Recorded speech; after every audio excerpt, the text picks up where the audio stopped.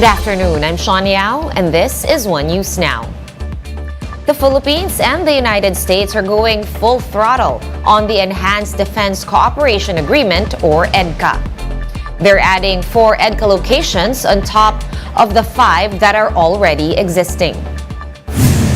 In a statement, Washington said that this move will allow more rapid support for humanitarian and climate-related disasters in the Philippines.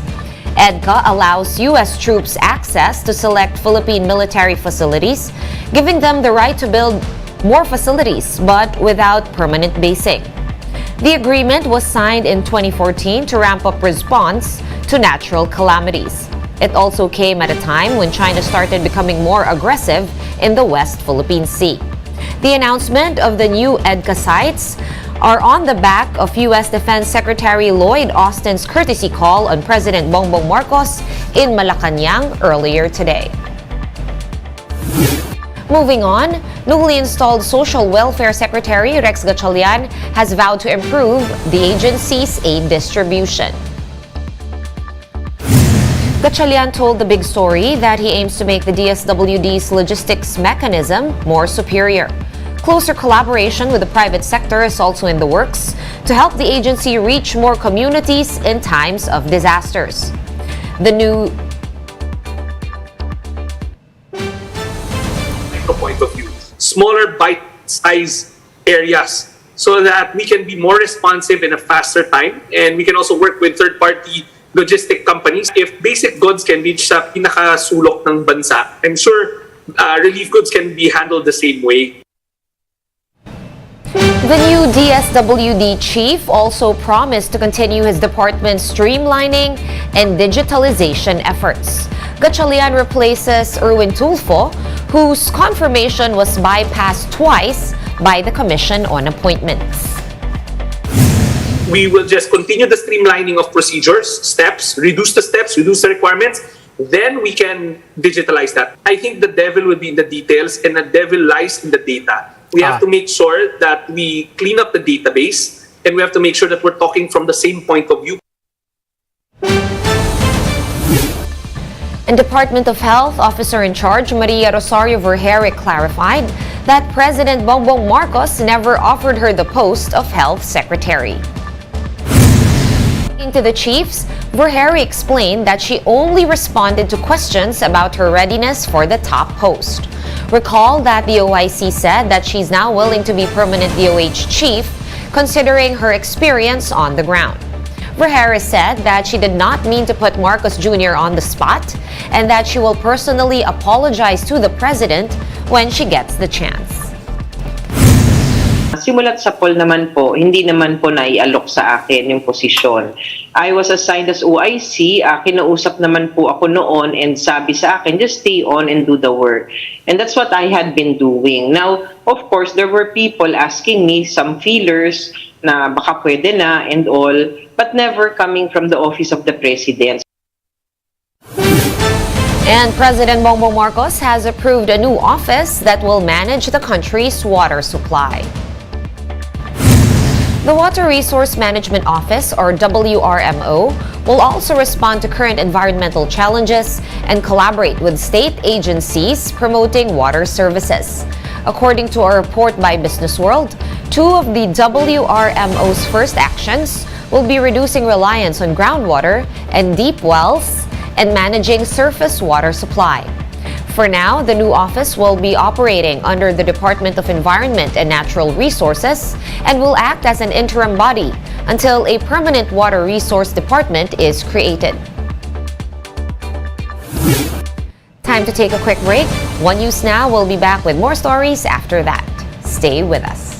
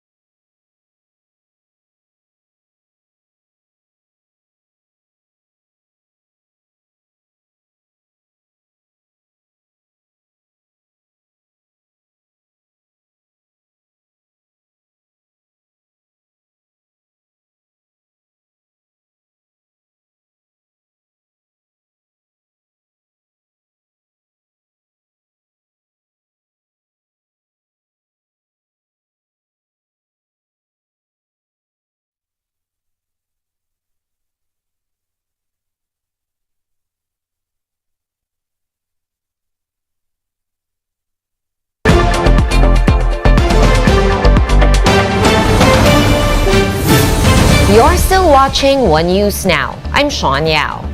Authorities are monitoring aftershocks following the magnitude 6 earthquake in Davao de Oro. The tremor jolted the municipality of New Bataan at 6:33 p.m. on Wednesday. The Office of the Civil Defense said that minor injuries and some damage to houses have been reported. Meanwhile, FIVOLC's director Teresito Bacolcol said that 352 aftershocks were recorded as of 11 a.m. today. Classes and work in government offices across the province of Davao de Oro have already been suspended. FIVOLC's is reminding residents to check their homes for damage. We are always reminding people to be cautious of the earthquakes na sira or visibly weakened or may mga signs of damages. It is best to contact yung municipal or city engineering office nila for advice kasi baka magkakaroon pa ng further damage by the succeeding aftershock. And senators have begun scrutinizing the controversial Maharlika Investment Fund bill. What happened on day one of the debates? Camille Samonte tells us in this report. We will not rush. We will take our time in order to arrive at the best version possible for the benefit of the Filipino people. That's the promise that Senator Mark Villar made as the upper chamber tackles the proposed Maharlika Investment Fund bill. The proposal was filed by Villar, who is also the chairman of the Committee on Bank, Financial Institutions and Currencies. On Wednesday, senators took turns in examining the bill. They were briefed by economic managers who presented the objective and benefits of the MIF.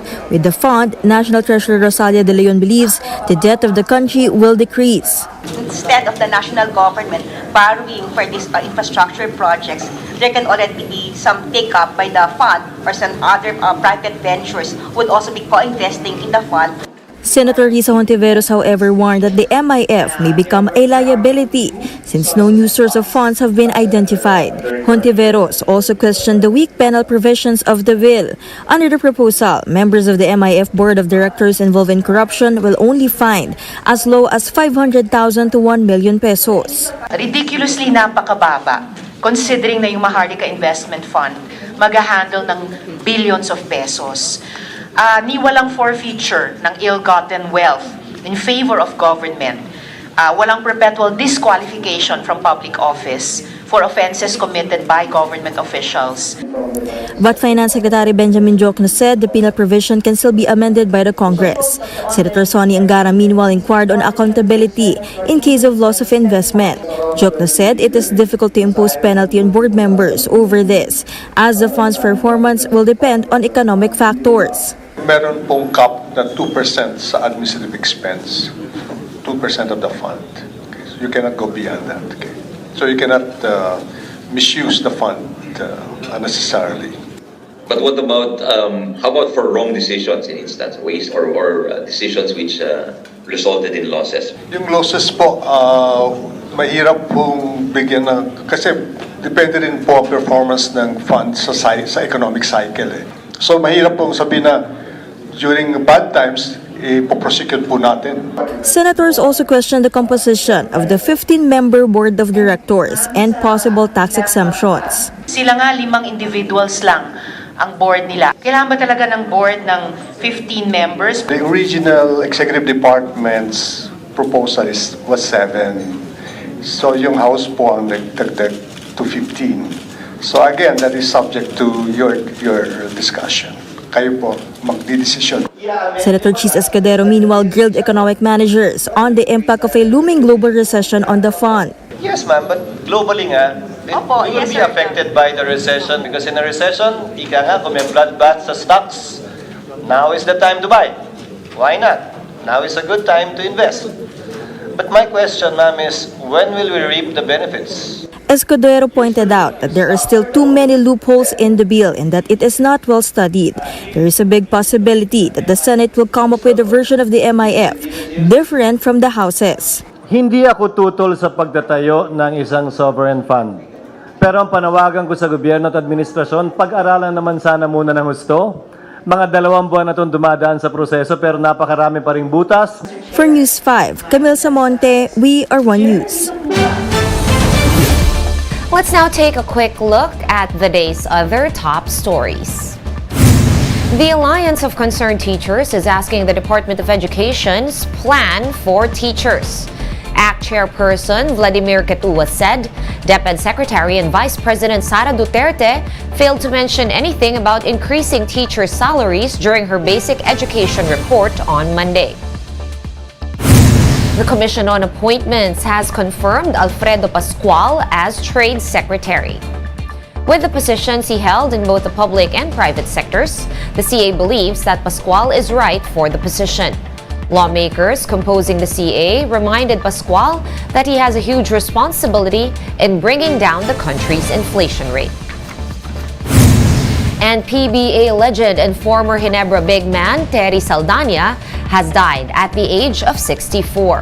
Saldana suffered from a kidney ailment that was diagnosed back in 2021. For more updates, visit News 5, The Philippine Star, and Business World online. Visit our website, onenews.ph, for more in-depth analysis. You can also catch One News on Signal Play. Register for a free account at www.signalplay.com and stream One News live anytime, anywhere. I am Sean Yao. We are One News.